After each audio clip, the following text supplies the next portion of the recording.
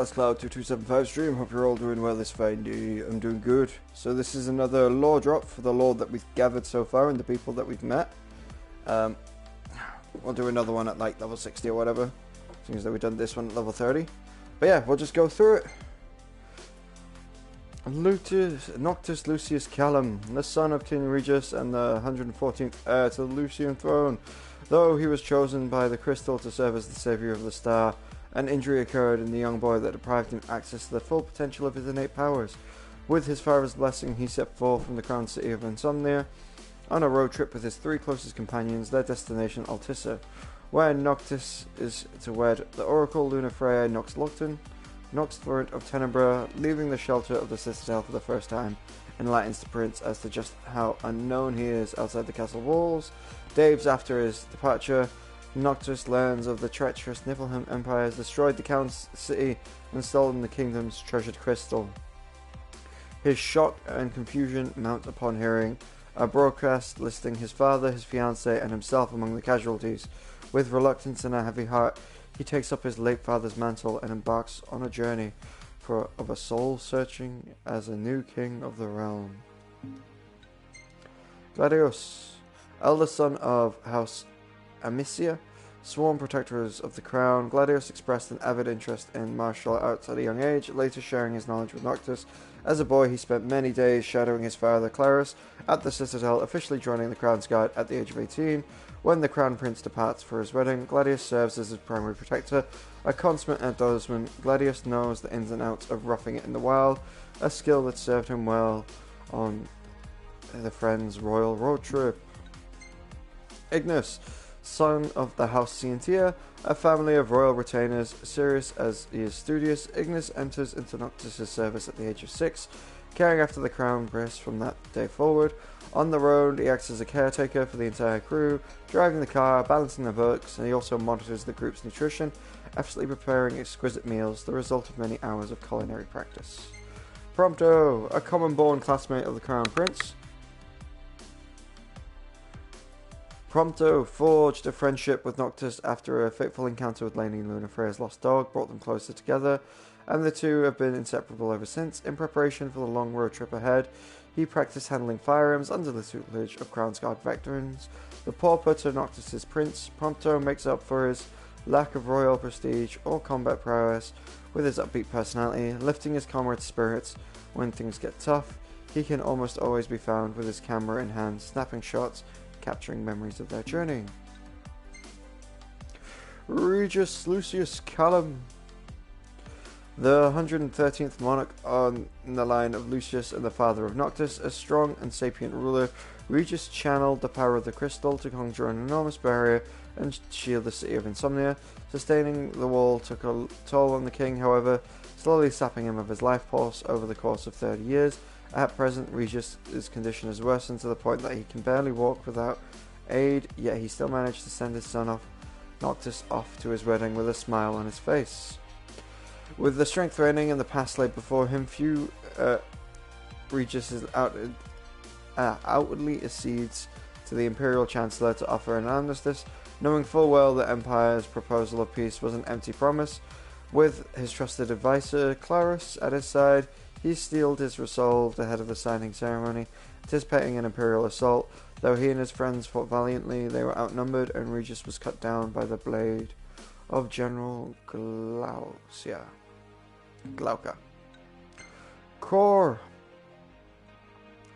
Corleonis, head of the Crown's Guard and widely regarded as one of the three most powerful warriors in the Kingdom of Lucius, his unfailing ability to return from the brink of death has earned him the nickname Car the Immortal.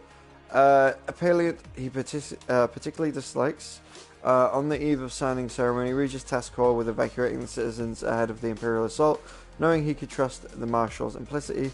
After fleeing the ruins of Insomnia, he seeks out Noctis to share with him his late father's dying wish.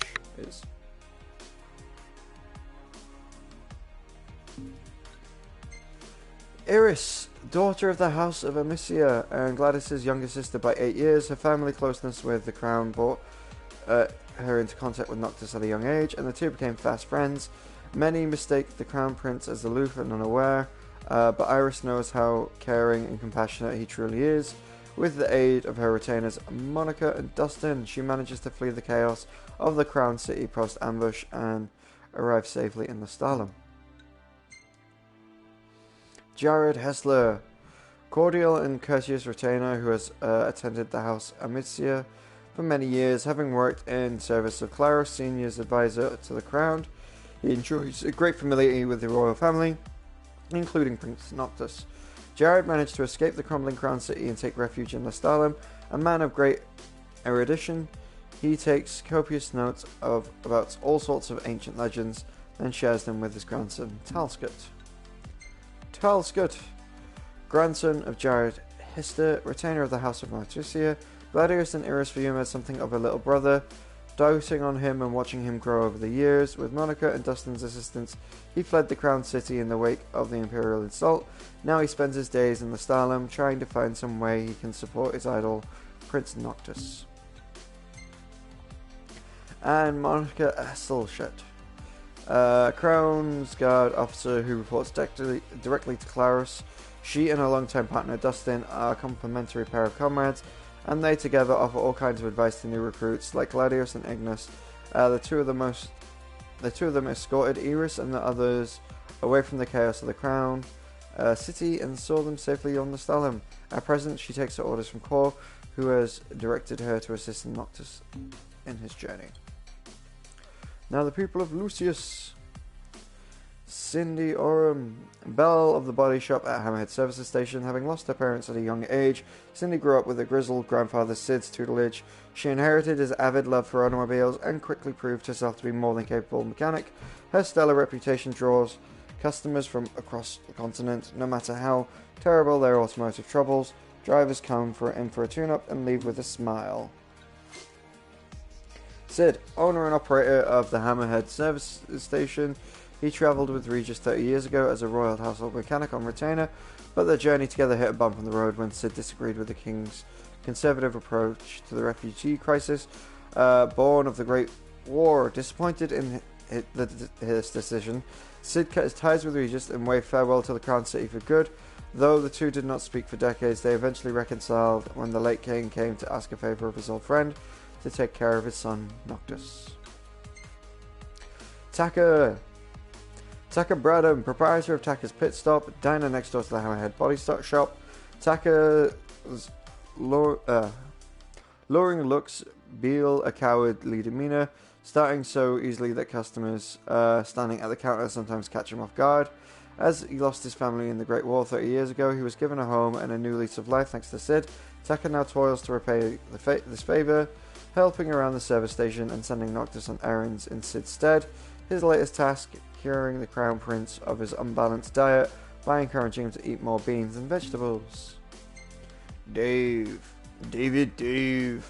Auburn-Bree, the head honcho at the Meldacio Hunter HQ in Northern Clayne, affectionately nicknamed Hunter Dave by his subordinates. He oversees his operatives posted around Lucius while collecting the personal effects of those who have fallen in the field. Despite having proven himself a capable combatant and a reliable comrade, his mother Esma refuses to hand over the true seat of power at the headquarters, insisting that her son still lacks the skill required to lead the hunters. Dino Gillarenzi, reporter for hire, currently working for the media conglomerate Meteor Publishing.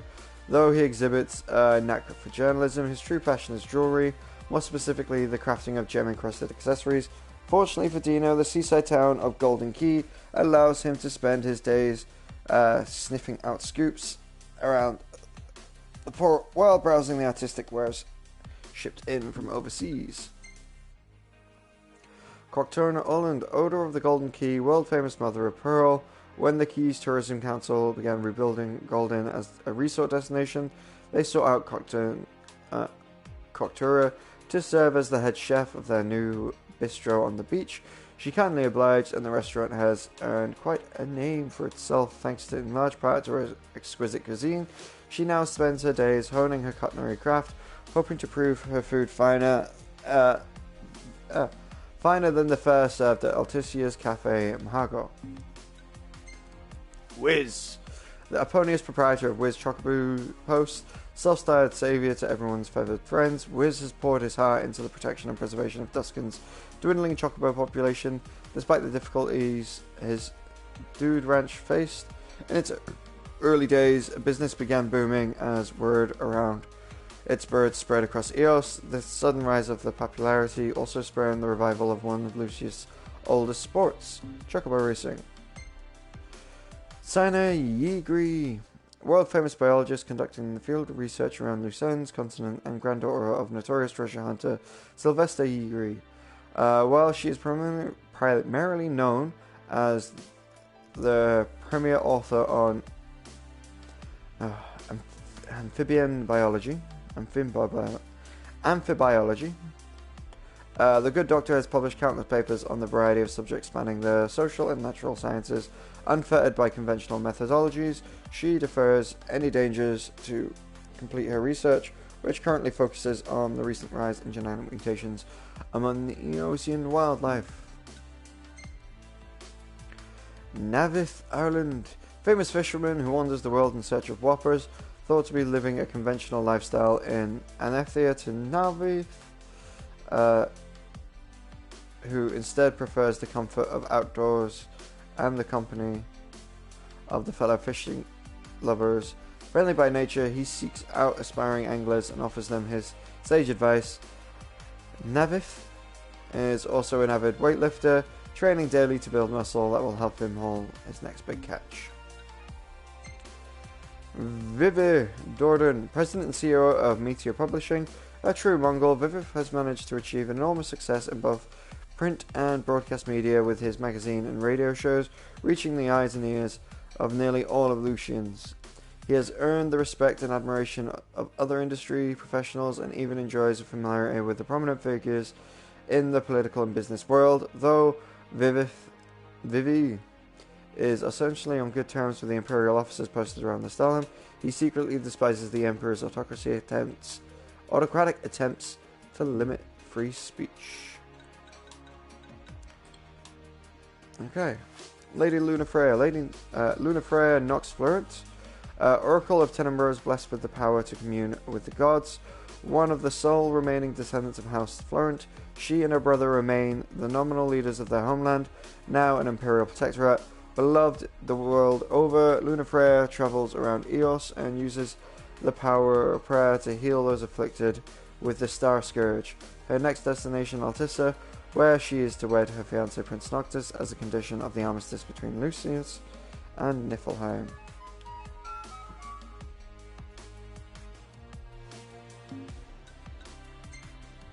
Prina, divine messenger who assumes the form of a white female dog, the celestial canine is fiercely devoted to her owner Lunafreya, following her every word. As a pup, she incurred an injury on her way to visit Noctis in the Crown City. As luck would have it, the Impromptu came to her rescue, and their chance encounter became a catalyst for the Crown Prince, forging a friendship that would last a lifetime. And Niflheim. Leaderless Aldercraft, leader of the Niflheim Empire, his calls for a ceasefire between his nation and the Kingdom of Lucius led to a summit in Summonia where the two leaders could arrange an armistice together, yet Lido's proposed peace was merely a pretense. His true aim was to capture the kingdom's fabled crystal and make its magic his own. With the entire infantry of major technological armament at his behest, he conquered the Crown City and stole the Stone of Legend with ease. Arene, Highwind, Commodore in Niflheim's 3rd Army Corps, the 86th Airborne Division. Born and raised in the Western Continent, she first proved her prowess in the field as a mercenary. She excelled in combat, putting her impressive athletic abilities and spatial awareness to good use. Yet, Anea was unsatisfied with her de facto superiority. She desired a greater challenge. She then turned her gaze to the skies, and the rest is history. With her trusty Magitech lance in hand, she leaps into the air, soaring to and fro with the aid of inertia-controlling devices built into her armor. This incredible mid-air mobility has earned her the moniker the Dragoon, and she has become something of a legend across Eos. Verstalin Beth Sith idea. Mad scientist affiliated with the Imperial Infantry, a renowned researcher, he pushed for the mass production of an army of automata that utilized ancient magic technologies brought to his attention by Arden. His efforts encouraged the militarization of the Empire and earned him a handsome promotion to boot. Using his newfound position, Vesitalia pushed through a new pet project, a series of experiments involving demonic creatures. His research cost millions of gil and countless innocent lives, yet he's determined to let nothing stand in the way of what he deems his life's work. Caligula Aldor, conceited and crafty commander of the Imperial Army, his sycophantic smiles belies unforgivable cruelty. Caligula has no qualms with sacrificing innocence for the sake of completing his mission.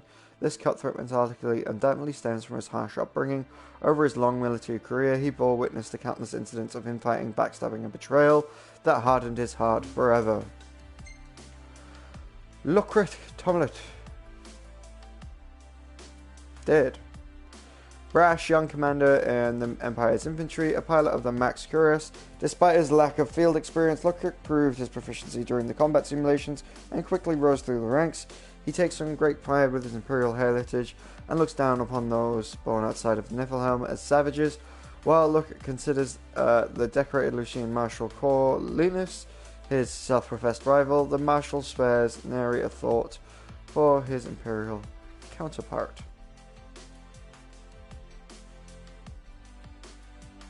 Yeah. Cool. And that's everybody. And this is the stuff we've read as we've gone. So I'm not reading that again. Alright. Well, guys, that's it for this side episode.